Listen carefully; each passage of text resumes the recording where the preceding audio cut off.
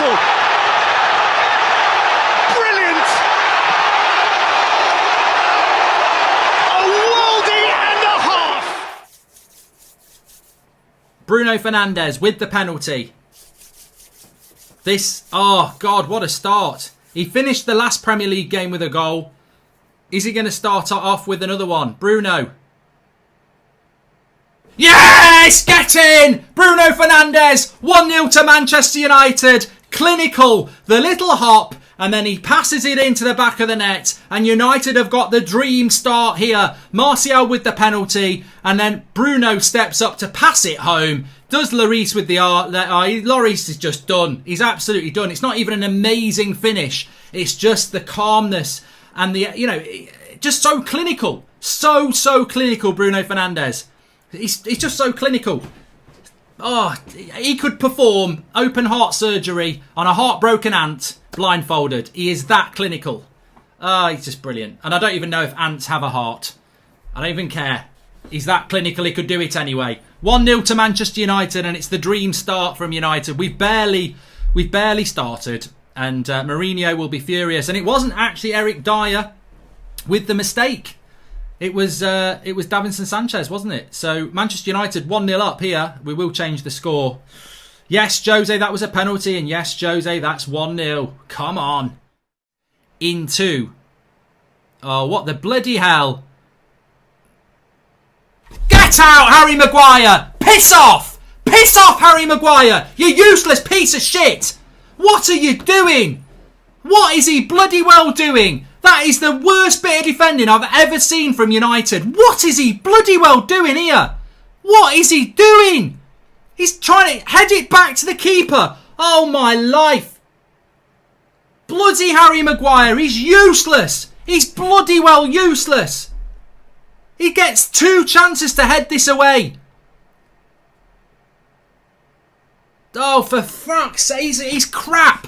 He's absolutely crap. £80 million we paid for him. £80 million for his aerial ability, and he heads the ball like a bloody balloon. Useless. Absolutely bloody useless.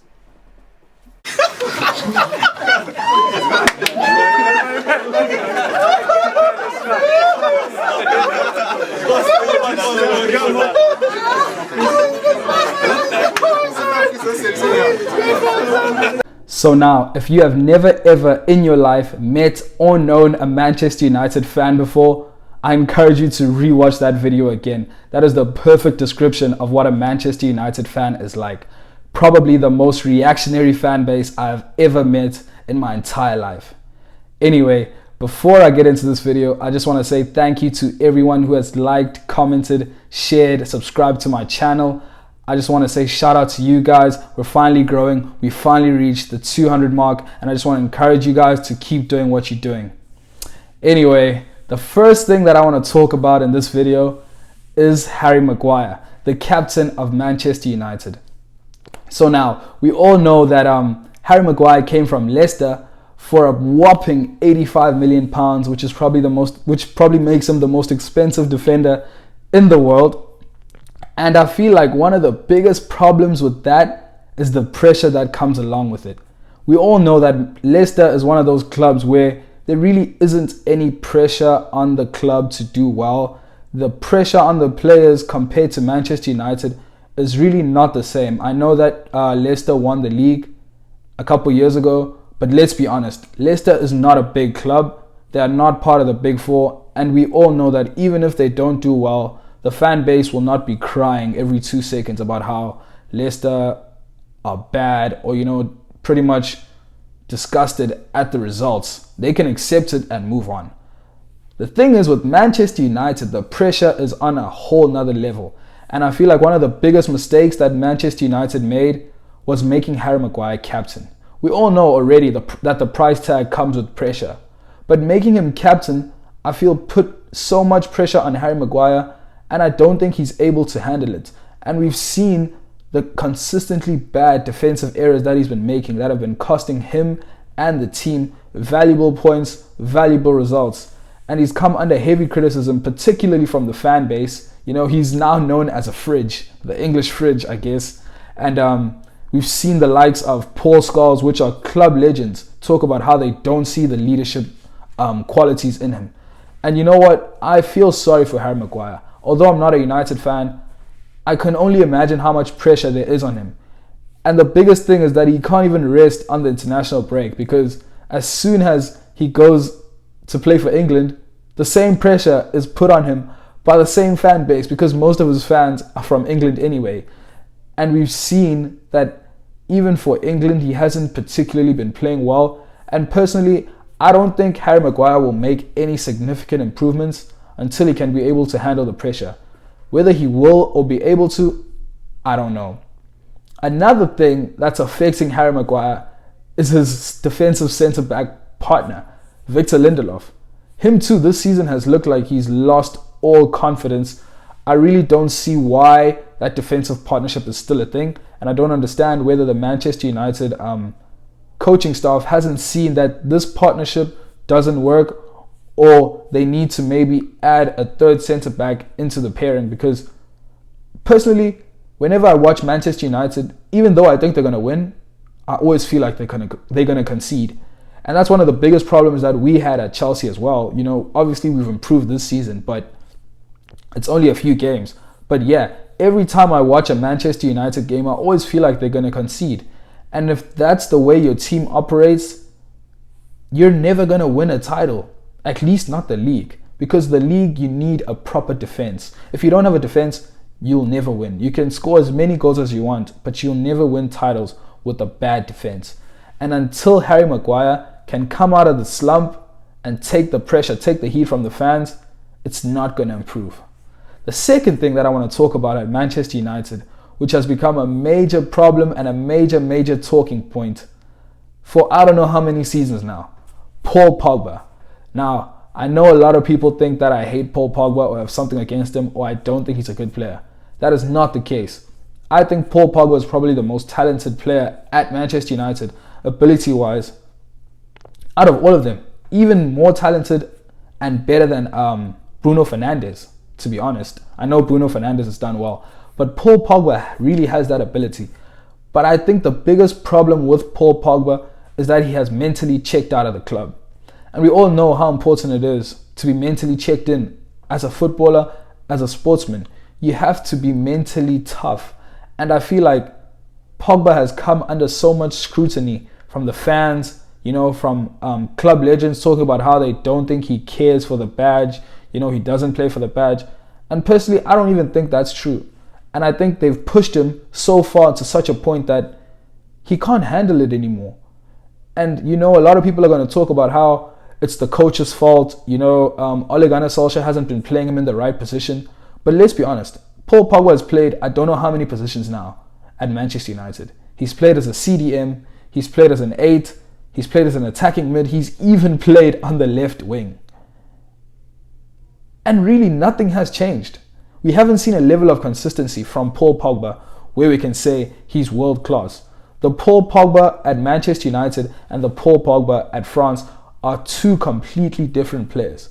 And I wasn't surprised when I saw in the media that Paul Pogba has come out and said that going and playing for his French national team is like a breath of fresh air, because there he can play with, you know, his fellow countrymen and there's not as much pressure on him and he can sort of have fun playing.